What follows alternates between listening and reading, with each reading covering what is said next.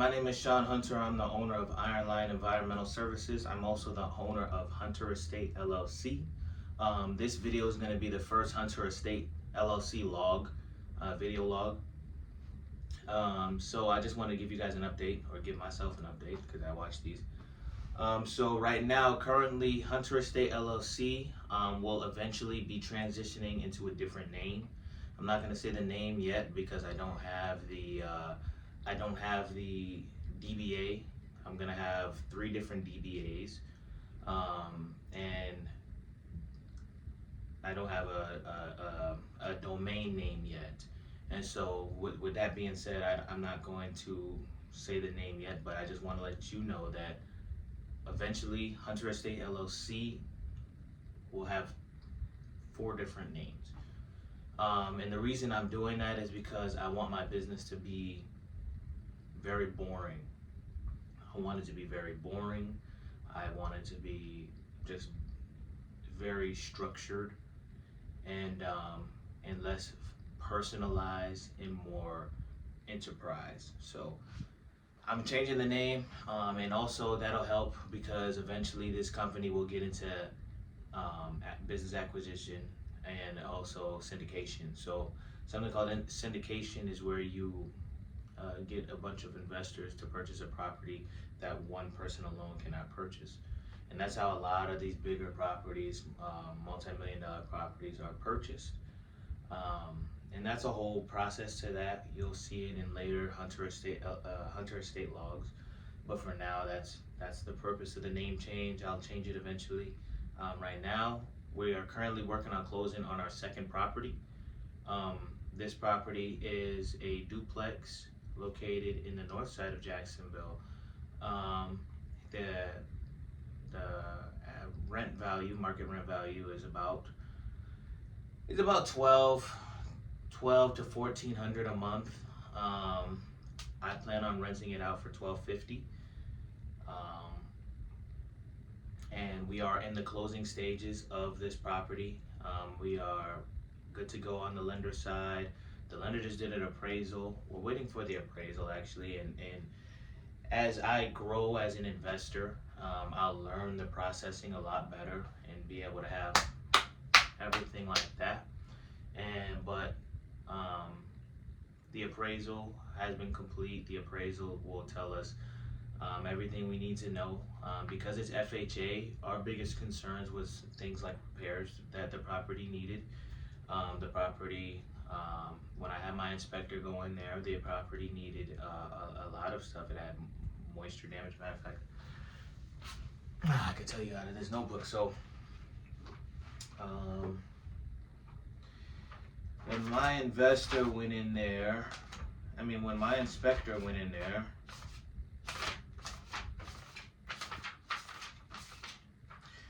there were some things that were spotted on the inspection report. There was stair deterioration, and because my property is concrete cinder block exterior, I'm saying my property, I'm very confident that this is my property because we're in the final stages of closing. I have all the money that I need for closing, and then we're in escrow. Me and the seller have both agreed on the loan, the terms of purchasing the property, and I'll get into that shortly. So the things that my inspector found was stair deterioration, and there was stair deterioration in the back of the property. Some of the concrete was missing on the I think it's called pry bar or something. No, not pry bar, but what is those things called? Roll bar, something like that. But there's bars in the concrete. So whenever you have a concrete structure, there's these metal bars, and I forget the name.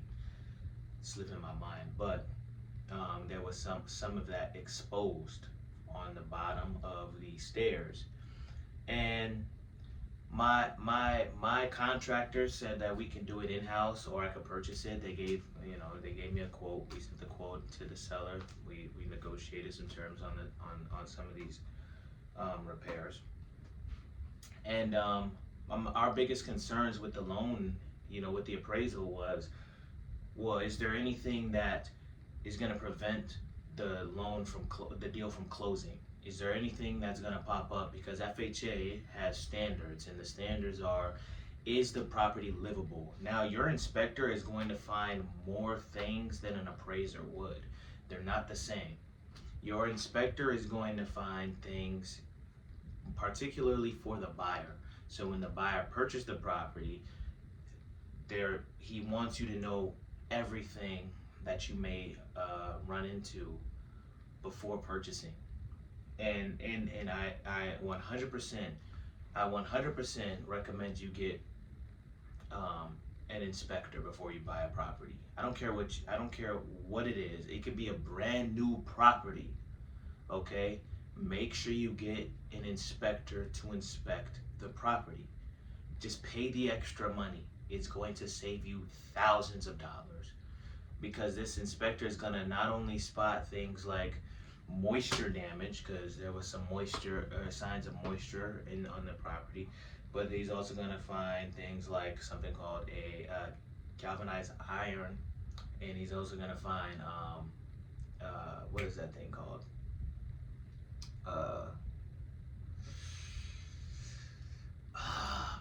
Man.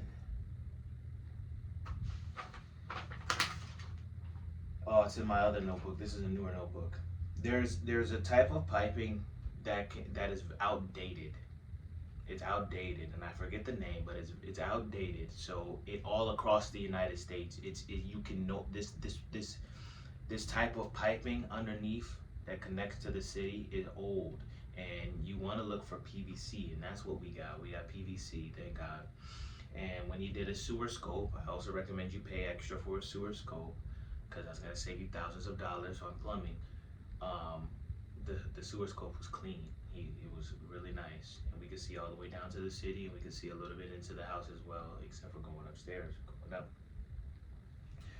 So some of the other things that he spotted was slow drain, whatever. Hot and cold was reversed, the lower pressure, which was resolved when we were there. Not a big issue. Open splices. Now there was some open splices in the attic, which is not good. When you get a 4-point inspection, they're looking for electrical, HVAC, roofing, plumbing, okay, or structural plumbing, whatever. Those 4 things have to be done in order for you to get insurance. And the open splices in the attic, those were a big issue, because they're a big issue, but they're not a big issue. They just need a junction box, but you're not going to pass a 4-point with open splices. So that's another thing that concerned me, and I'm sure the appraiser is probably going to look at that as well. Like, hey, I got to get this done. And what the appraiser can do is say, hey, these repairs need to be done before you are able to close on this property. Either close on this property, or we are not going to give you the loan in order to close. Smoke detectors, range not fastened, which is a majority of this stuff is light. Damaged windows. Now some of these windows needed repair. Some of the windows, and what I mean by repair is when you lift up the window, it would drop back down. It wouldn't stay up, and that's a problem because of something called an egress, emergency egress. You need to be able to flee the property during any sort of emergency, and in the window is an egress, and so when your window doesn't stay up, that can be flagged on an FHA appraisal. And also, one of the windows had the wrong panel on it, so it had to be sealed up by the previous owner. They sealed it up, but in doing so, because it's the wrong window, that can also be flagged by appraisal, and he might say, hey, this has to be repaired before closing. Moisture damage, and my contractors went in there. They said it shouldn't be an issue. If there's moisture damage, it was behind the stove, and there's no piping in that area. So the moisture damage could just be from cooking, over time, and it's not over the bathroom or anything. So I should be fine there based on what my contractor said. And the property slopes a little bit. But property sloping, you could jack them up. You could put jacks underneath the foundation of the property to fix the slope. However, the slope is very minor, I wouldn't have noticed it if the inspector didn't tell me, because the inspector knows what to look for. He's able to identify it right away.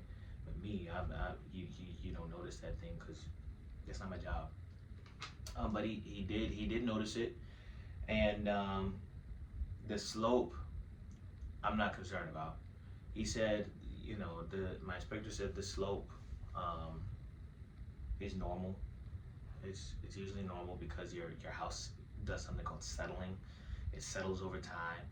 Um, it's like, think of your house getting more comfortable. When you first build your house, it's like this, but over time it relaxes, and so you might end up having maybe a crack, or you might have a slope. But too bad, I learned this from the first property we were under contract with. Too bad of sloping. Your house can literally fucking collapse. So you don't want that. Um, you could end up having door frames just completely diagonal, based on settling.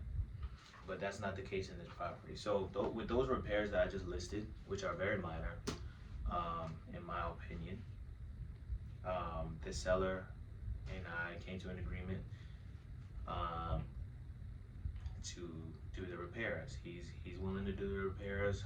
I'm willing to pay a little bit extra price um, in order for the repairs to be done, in terms of the final closing price. Other than that, our offer is relatively the same on the property. Um, they agreed to there's something it's something called an RRT, which is your repair. Oh man, did I write it down? No, I think it's on my phone notes. I think it's in the notes in my phone. But your RRT is basically an addendum, or your contract, your paperwork. Let me see, repairs.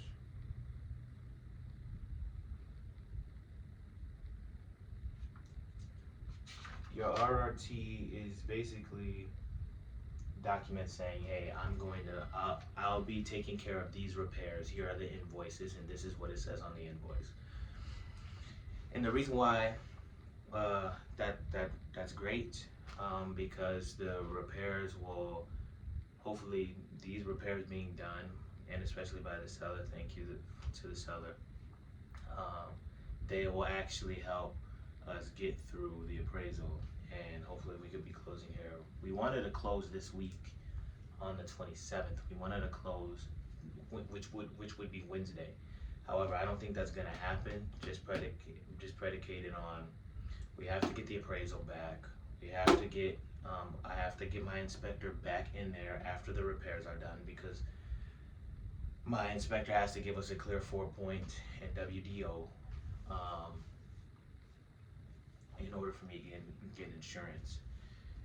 And based on what the appraiser says, whatever's flagged has to be repaired as well.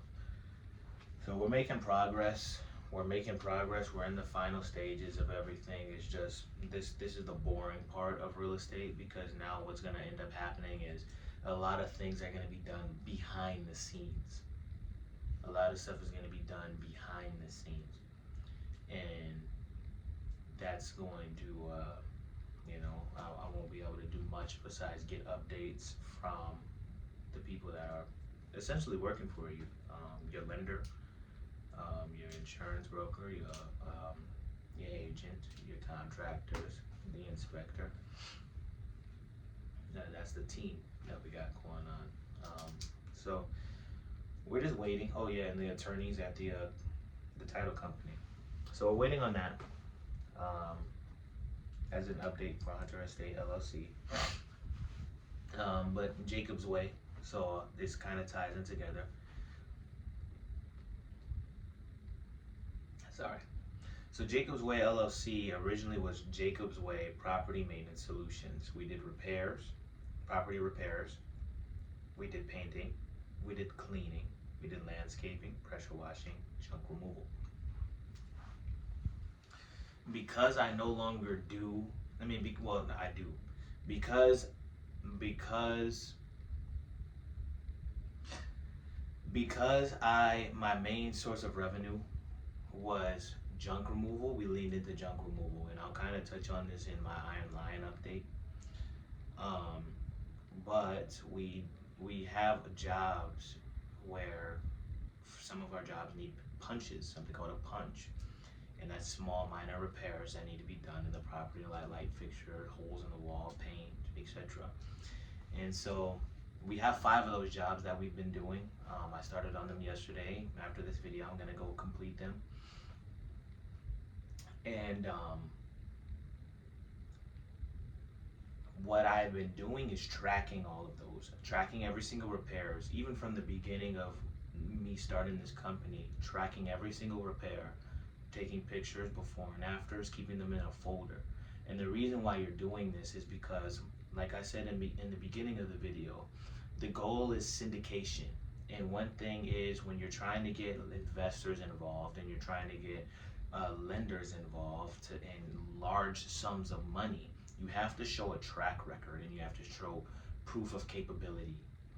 And what this duplex will give me the leverage or the ability to not only learn property management, and in my team I have a property manager who's been in the game for 15 years. Not only do I have to learn maintenance, I have a maintenance person in my team who's been in the game for over a decade, who's also good at HVAC. Shout out to Anthony.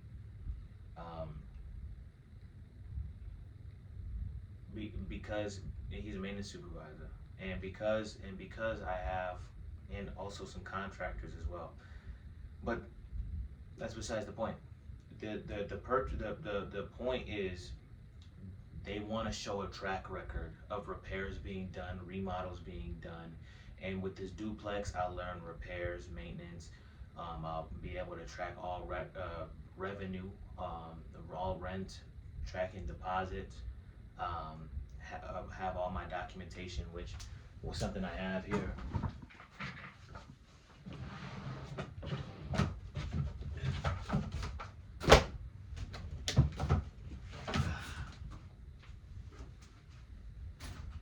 This is the HWW, legal forms and notices, the attorneys at law. So these are legal documents for everything you need when it comes to property management. Everything you need, and these are all examples of documents. You have everything for the application process. You have everything for any rent issues. You have everything for security deposits. You have everything for non-compliance and evictions. All of these legal documents straight from an attorney. And so I'll be going over these, and these will be implemented into my systems. But everything has to be tracked. Everything has to be documented. And the reason being is because when you go to talk to lenders and try to get large sums of money, they're going to want to see your track record, and they're going to want to see your capabilities. So coming back around, Jacobs Way LLC Property Maintenance Solutions will be a perfect candidate to where I can have a company, I can have my company name, and still take care of all my repairs and have them under the LLC. And you can do now I can do things like Corner Lot Living, which is a company that I've prospected in the past for Iron Lion Environmental Services. I was able to speak with the director of operations there, and he was able to direct me to 3 of their properties, one on the north side and one by the beach, and there's another one I forget, it's been a while.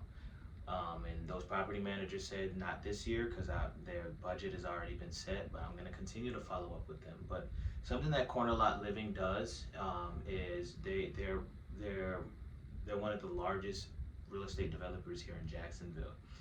And what they do is they clear land, or they buy land, and then they have a construction team underneath them, their own construction team.